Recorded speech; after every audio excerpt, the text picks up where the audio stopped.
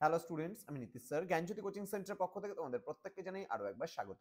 তো স্টুডেন্টস, আজকে আমি তোমাদের সঙ্গে আলোচনা করব এনইপি 4 ইয়ার আন্ডার গ্র্যাজুয়েট প্রোগ্রামের অধীনস্থ যে সমস্ত ছাত্রছাত্রীরা যারা নর্থ বেঙ্গল ইউনিভার্সিটির আন্ডারে থার্ড সেমিস্টারের বিভিন্ন কলেজগুলোতে পড়াশোনা করছো, তাদের জন্য আজকে মাইনর বা ডিএসসি হিসেবে যারা পলিটিক্যাল সায়েন্স রেখেছো, তাদের জন্য আজকে লাস্ট মিনিট সাজেশন নিয়ে আলোচনা করবো 2025-এর।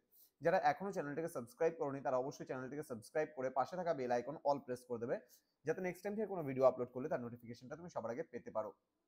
এছাড়া অনলাইনে যারা ভাবছো আমাদের কাছে ক্লাস করবে, নোটস নেবে, তারা অবশ্যই যোগাযোগ করবে আমাদের অফিসিয়াল নাম্বার 7076398606 নাম্বার অথবা 6295916282 নাম্বার।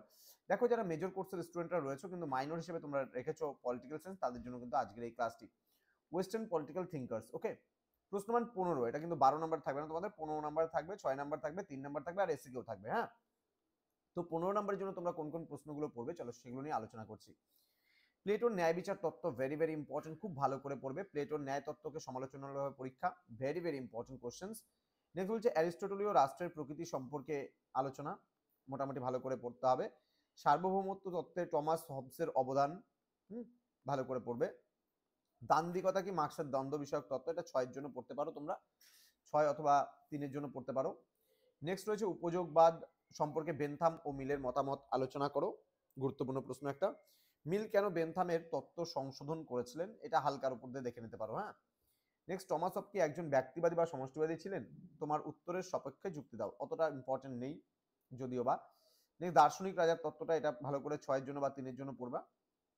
আচ্ছা, পরবর্তী কোশ্চেন বলেছে সর্বোচ্চ সংখ্যক মানুষের সর্বশ্রেষ্ঠ ভালো ধারণার উপর, এটা কি বলছে, সরি, হ্যাঁ, ধারণার উপর জোর দিয়ে একটি রাজনৈতিক আদর্শ হিসাবে উপযোগিতাবাদের বিকাশে জেরেমি বেনথামের অবদান পরীক্ষা করো, এটা একটু গুরুত্বপূর্ণ প্রশ্ন। নেক্সট রাজনীতি ও রাষ্ট্র পরিচালনা সম্পর্কে ম্যাকিয়াভেলির মতামত আলোচনা করো, হালকার উপর দিয়ে দেখে নিতে হবে। দান্দিক বস্তুবাদের মার্ক্সীয় তত্ত্বের সমালোচনামূলক আলোচনা করো, এটা পড়বে, বা মার্ক্সের ঐতিহাসিক বস্তুবাদ। সার্বভৌমত্ব সম্পর্কে জিন বোডিনের মতামতকে সমালোচনামূলকভাবে মূল্যায়ন করো।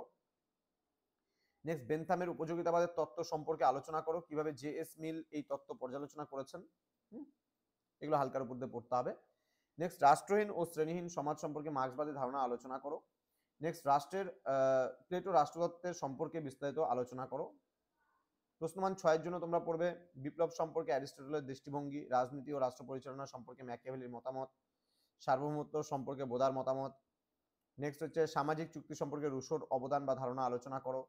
উপযোগিতাবাদ বেনথামের, মার্ক্সের শ্রেণীহীন ও রাষ্ট্রহীন সমাজের যে পথ প্রদর্শক নীতিগুলি রয়েছে সেগুলো সম্পর্কে আলোচনা। দেন দার্শনিক রাজার শাসনের পক্ষে প্লেটোর যুক্তি আলোচনা। অ্যারিস্টটল কিভাবে সংবিধানকে শ্রেণীবদ্ধ করেছিলেন। প্রকৃত ইচ্ছা ও সাধারণ ইচ্ছা বলতে কি বোঝো, ইম্পর্টেন্ট। বা রুশোর সাধারণ ইচ্ছা, এটা আসবেই পরীক্ষা 6 নম্বরের জন্য, ভেরি ভেরি ইম্পর্টেন্ট, ভালো করে পড়বা। সামাজিক চুক্তি সম্পর্কে লকের মতবাদ, এটাও ভেরি ভেরি ইম্পর্টেন্ট, ভালো করে পড়তে হবে।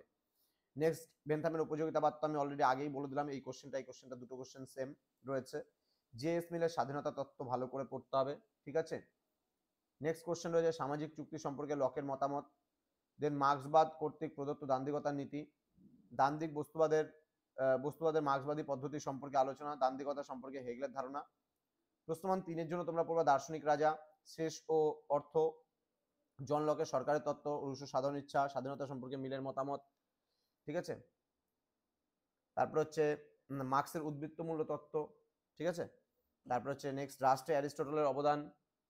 তারপর সার্বভৌমত্ব সম্পর্কে বোদার দৃষ্টিভঙ্গি, প্রকৃতির রাষ্ট্র সম্পর্কে রুশোর ধারণা, প্রাকৃতিক অধিকারের লকের তত্ত্ব, অ্যারিস্টটলের বিপ্লব তত্ত্ব।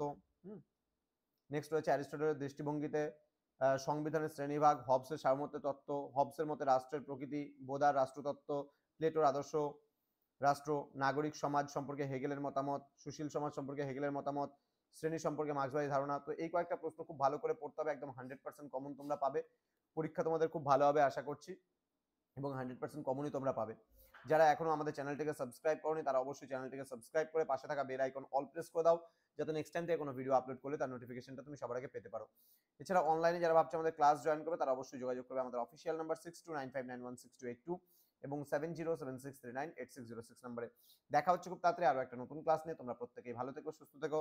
Thank you so much, thanks for watching after all, thank you.